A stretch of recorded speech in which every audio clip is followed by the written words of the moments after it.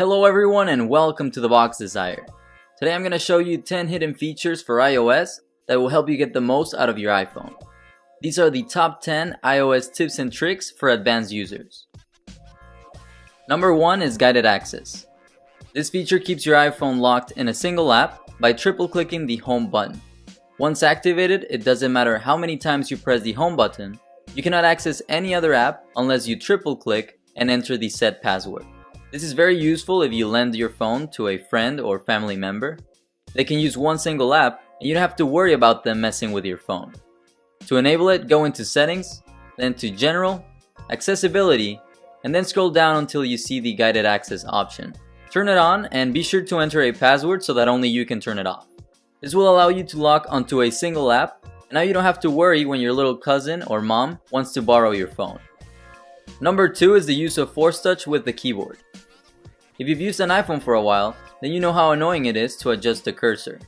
It's usually inaccurate because the letters are too small and you end up selecting something you don't want to. Well, now you can use Force Touch to move exactly where you want. Just press slightly harder on the keyboard and glide through a lot quicker.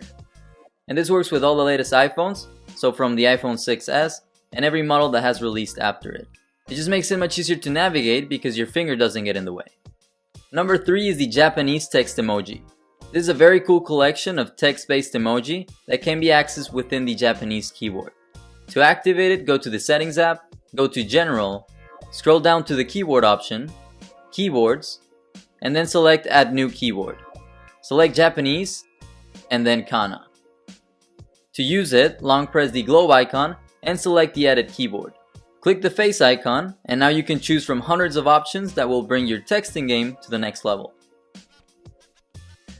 For number 4, I'm going to show you how to reduce the animations on your iPhone.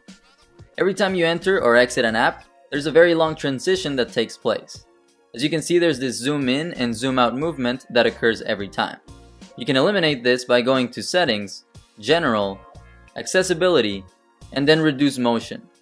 Turn it on and now you'll see how every time you exit an app, it is a much quicker fade out transition, which makes for a better experience if you don't like the original transitions. It just seems a bit faster.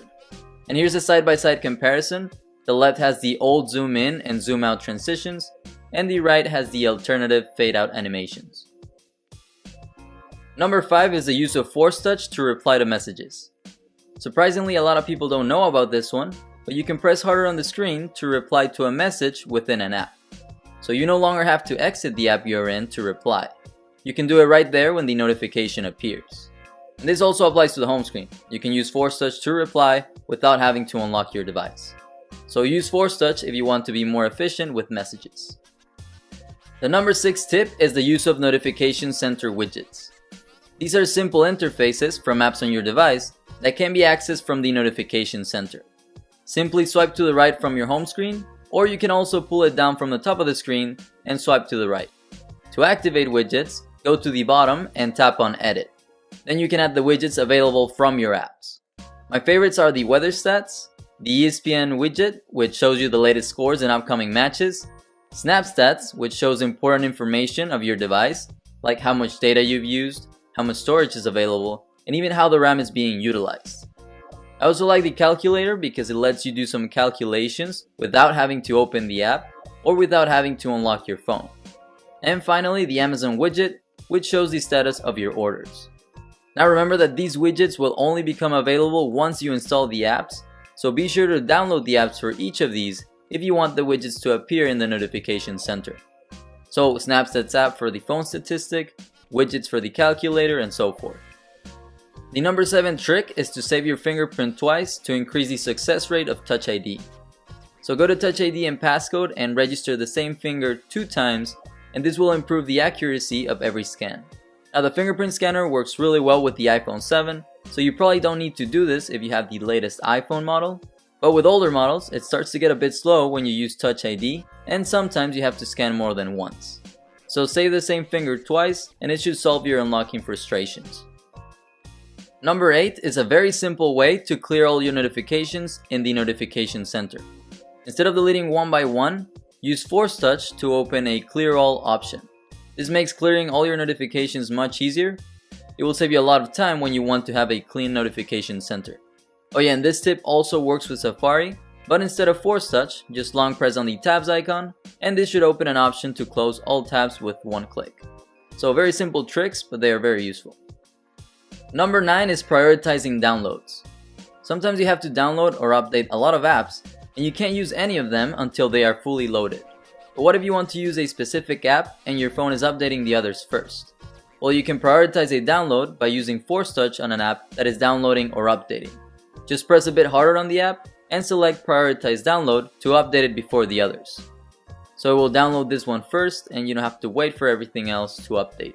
And this tip is also useful if you download an app by mistake. You can pause or cancel the download by using force touch. Finally, at number 10 is how to mark up a photo. So this is for those of you who like to edit their images. In the Photos app, hit the edit option, the 3-dot icon, and then the markup option. This will allow you to do all sorts of edits. You can draw, you can add text in different colors. You can also magnify a part of a photo by selecting the second option from left to right. This will appear a magnifying circle, and you can make it big or small and zoom in or zoom out. And this is great if you want to highlight a specific part of a photo, to point at someone in a big crowd, or to emphasize a specific area. So that's photo markup for number 10. And so that is it for my top 10 tips and tricks. If any of these was useful, or if you simply enjoyed the video, please be sure to like by hitting the thumbs up below.